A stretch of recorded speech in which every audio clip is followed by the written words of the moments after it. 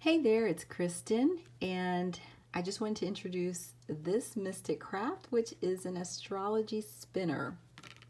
So, a couple of weeks ago, I was showing this spinner on my Instagram, and people seem to really like it.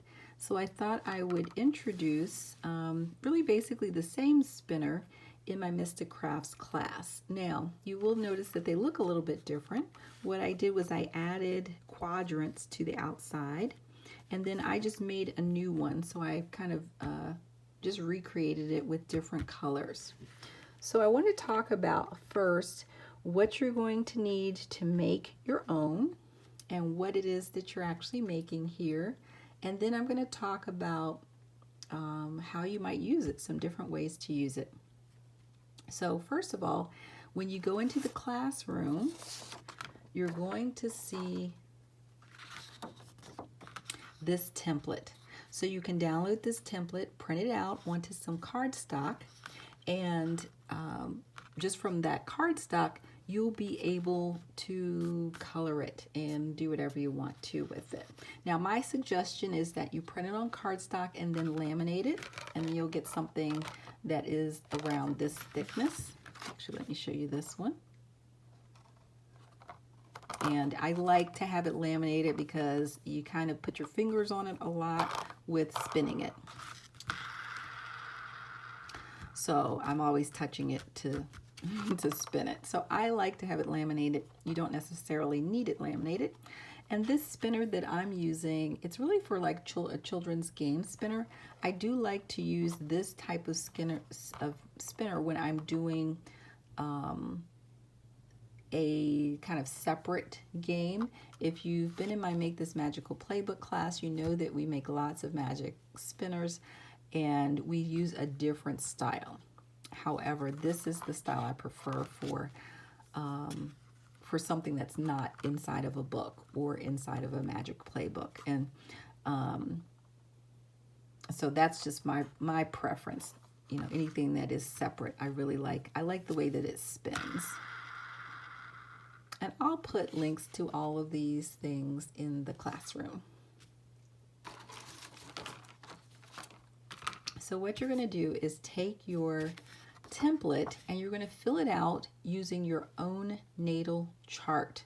So even if you see my information, don't fill yours out like mine. You want to fill out your chart based on your own natal chart. I just think that that's fun, and also the whole goal of this is really for you to learn. I find it is so much easier to learn things when you do them yourself. Like when you actually fill everything out, you're going to learn it a lot better than just reading something. So you want to use this and fill it out with your natal chart information and color it. So let me show you what you're going to do.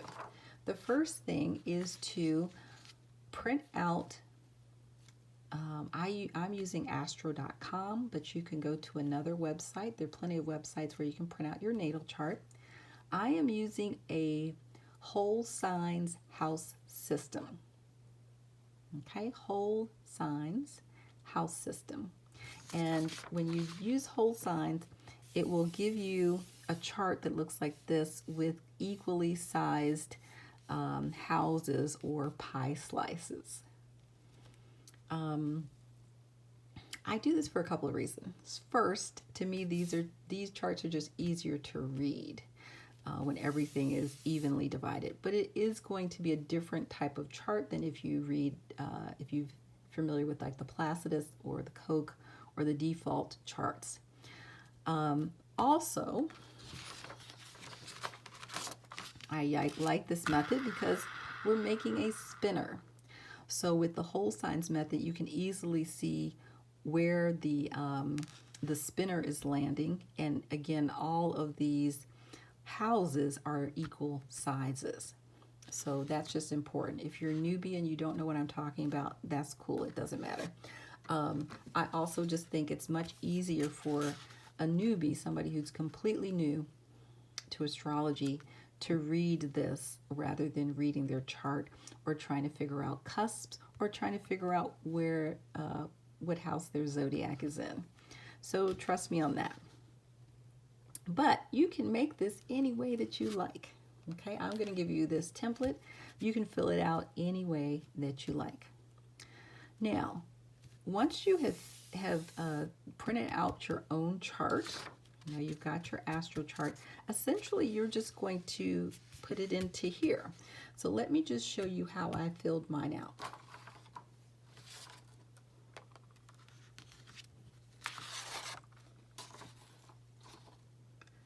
So the first thing to notice is this is the right positioning, meaning I always position it this way so you can see everything.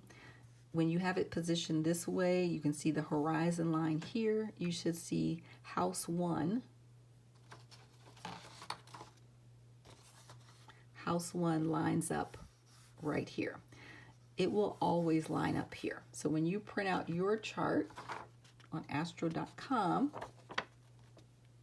let's see.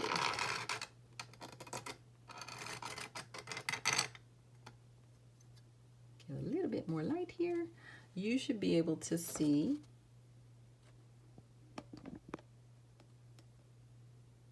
house 1 right in that same position.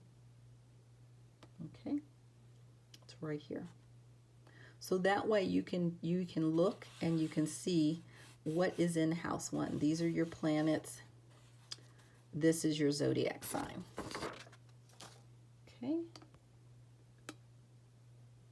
So hopefully, now if you're already familiar with this, it's going to be easy. But if you're brand new, that might be the part that's confusing.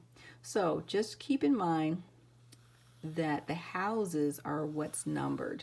They are always in this order. They always go in this direction. House 1 is always here. What you want to figure out, though, is what is in your house 1. Meaning, what zodiac sign is in house 1? What zodiac sign is in house 2 and 3 and 4, all the way around? So that's one thing that you can figure out and add to your chart. Another thing that's really helpful, I've already included the houses, but I haven't included what they do, what they're about. So the houses are the arenas of life. These are the areas where we live our life. So, I think it's really helpful to come up with maybe one word that you think describes that house. Now, if you have been doing your mystic crafts, then you may remember we had an astrology flip study guide that we did that looks something like this. And you can use that information. So remember, we had planets, signs, and houses. And so this part right here, you could look through and just see what those houses are all about. I've already given some keywords, so you can just pick one. Or better yet, do some research, learn a little bit about the houses, and figure out what makes the most sense to you. And then you want to write that here. You can see I actually have slightly different information for each of these. Let's see, I changed neighbor to news. I changed family to home. So as you kind of evolve with your studies, you may decide that you prefer one word over another. Of course, it doesn't have to be limited to that word, but I think coming up with one word helps you to create in your mind what that house is really all about. Okay, so that would be the second thing, write in a house meeting here. The third thing that you might want to do with your chart is to color it in based on elements. So there are 4 astrological elements: fire, earth, air, water. And I think it's great to pick your own colors for those. Like, what colors do you associate with those elements? When you look at your chart, you will see that those elements are going to fall in different places, meaning when you look at your chart, it's going to look different from my chart. If we compare these two charts together, I use different colors as well, so you'll be able to see that. But you can still see that this is air, and then you'll also be able to see all of these three are all air, air, air, air. This one I used gray, and this one I decided to use a purple color. You can see the blue areas represent water. And this one I used red, and this one I used orange. They represent fire. And then the green, and I use green on both, represents earth. So you're going to use the zodiac signs. That's going to tell you the element. Each zodiac sign is within a specific element.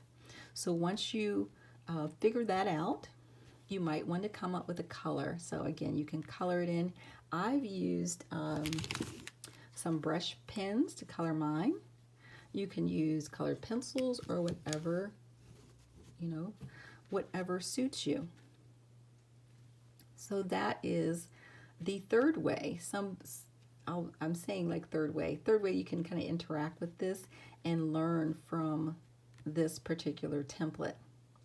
The fourth way is to include planets. So you can see in the white areas here, here, these are planets. So I've put in planets. I've only used the first 7 planets from the Sun to Saturn. But you can put all the planets. You can put extra things in there, maybe your nodes or whatever it is that you'd like to put in. And then you can see your natal chart. And again, I think just the process of creating it, coloring everything in, drawing things in is really helpful in learning. So with this one, you'll see I wrote out all of the signs and included the glyphs. But in this one, I decided I was just going to try only using the glyphs and see if I can remember all of the signs. So again, for me, it's a form of study and a form of kind of training. So once you have all that in, and again, you can decide what you want to put in, what you don't want to put in. You'll notice with this one, I didn't put the planets in this one. So you don't have to put the planets in. You can decide what you put in. It's your little chart. And then, color it in, color the outside. And you'll notice the outside is basically quadrants, and they relate to the 4 seasons. So we've got spring, summer, autumn, and winter.